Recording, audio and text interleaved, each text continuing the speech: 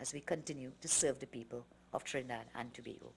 May God continue to bless you all, and may God continue to bless the great nation, Trinidad and Tobago. I thank you very much. Well, there you have it. The Prime Minister has just announced that Herbert Volney has been fired from his position as the Minister of Justice.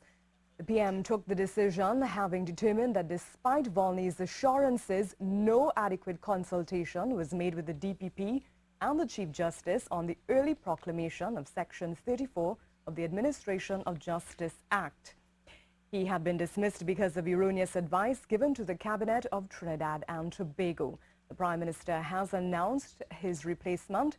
Her name is Ms. Chrislyn Moore. She will be a senator and the new Minister of Justice.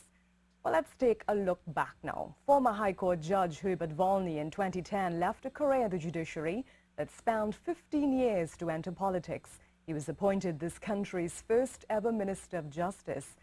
Let's take a brief look at his political career, and Cozier Phillip reports. Reports surfaced over the weekend that Mr. Volney was responsible for the Cabinet note that sought the early proclamation of certain sections of the Administration of Justice Indictable Proceedings Act.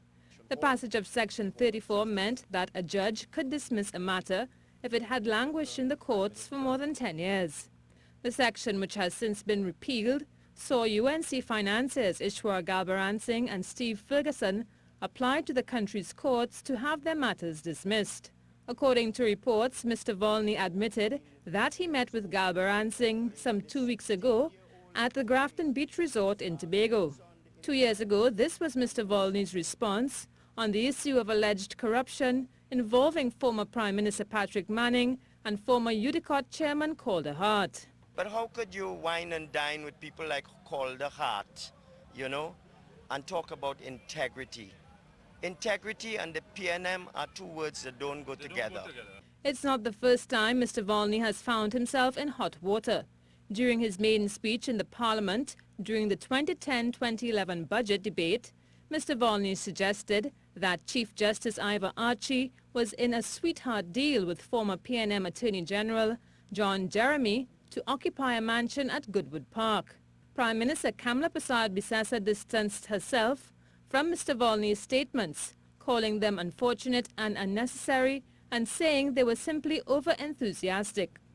Mr. Volney would later make a statement to the Parliament, insisting that he did not violate the Parliament's standing orders or the sanctity of the principle of the separation of powers. In 2010, the sudden resignation of the former High Court judge to join the UNC and fight the seat of St. Joseph sent shockwaves throughout the country. Several organizations voiced concerns that Mr. Volney's resignation would pose a threat to the independence of the judiciary. Some residents of St. Joseph also expressed outrage during Mr. Volney's maiden campaign speech in his constituency. I have more important things to deal with. CPAP workers paid to do this by the PNM. Let them do it. They're paid to do it. If they don't do it, they will get fired. The former High Court judge would later defend his 1998 judgment, which led to the freeing of Brad Boyce, saying that Jason Johnson died not from the injuries sustained, but from bronchopneumonia. Mr. Volney's firing will see him join the backbenchers, along with recently sacked Minister in the Ministry of National Security, Colin Partap. Cozier Phillip, C News.